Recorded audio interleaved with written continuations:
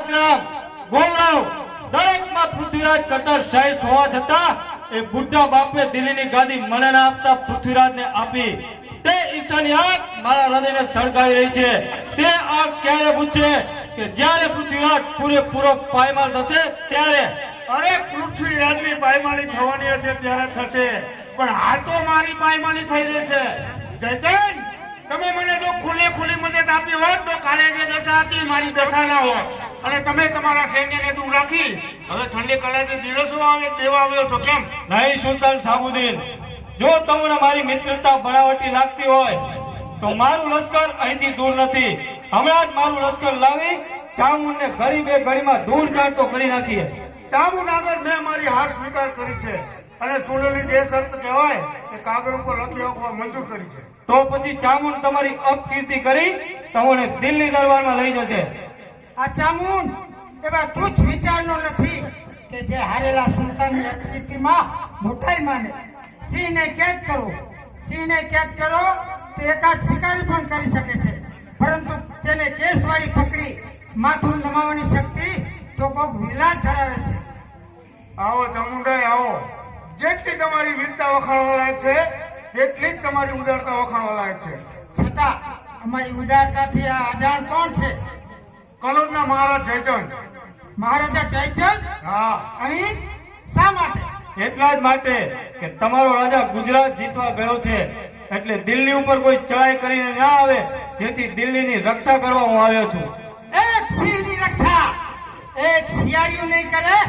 તો બીજું કોણ કરશે મહારાજા પૃથ્વીરાજની રક્ષા મહારાજા જયચંદ નહીં કરે તો બીજું કોણ કરશે મહારાજા જયચંદ આ બધા સાઈની વાતો જવા દો તમે દિલ્હીની રક્ષા કરવા આવ્યા નથી પણ પૃથ્વીરાજનો પરાજય કેવો થાય તે નજરો નજર જોવા આવ્યા છો પરંતુ એટલું યાદ રાખજો કે દિલ્હીના કિલ્લાનો એક કાંગરો તમારે હાથ નહીં આવે ચામુંડા કોની સામે તમે બોલો છો તેનું ભાન છે હા મને બરાબર ભાન છે મહારાજા જયચંદ પૃથ્વીરાજની બરોબરી કરી શકે તેવો આખી દુનિયામાં જો કોઈ નરવીર હોય તો આપ એક જ છો બીજું પૃથ્વીરાજની ગેરહાજરીમાં પરદેશીઓને રાજ જીતવા આમંત્રણ મોકલે તેઓ પર જો કોઈ નરવીર હોય તો આપ એક જ છો પરંતુ એટલું યાદ રાખજો કે સર્જાયો છે સાપ સયા ત્યાં સમજાય છે લીલા બધાને જોઈને કેવળ જ્યારે સુકાય છે ઉદ્ધતિવાન શું પૃથ્વીરાજના દરેક સલાહકાર તારા જેવા જ છે હા મારા જેવા જ છે જ્યાં સુધી મારા દેશના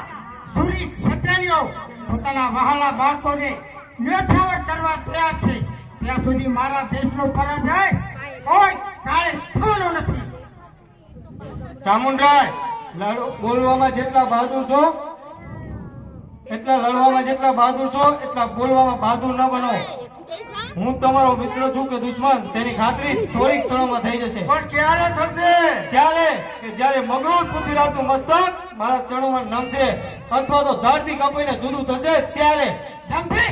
દેશદ્રોહી ઈર્ષાખોર કહો સુલતાન સાબુદ્દીન આપણી શું ઈચ્છા છે હું મારી હાર સ્વીકાર કરું છું અને સુલેની જે શરત કહેવાય કાગળ ઉપર લખી આપવા મંજૂર કરું છું કાગળ ઉપર લખવાની કાંઈ જરૂર નથી જે બોલ મોઢેથી કયા તે પારવાનું બળ હશે એ અક્ષર થશે પાર ને અંતકરણ કાગળ થશે સાક્ષી થશે તલવાર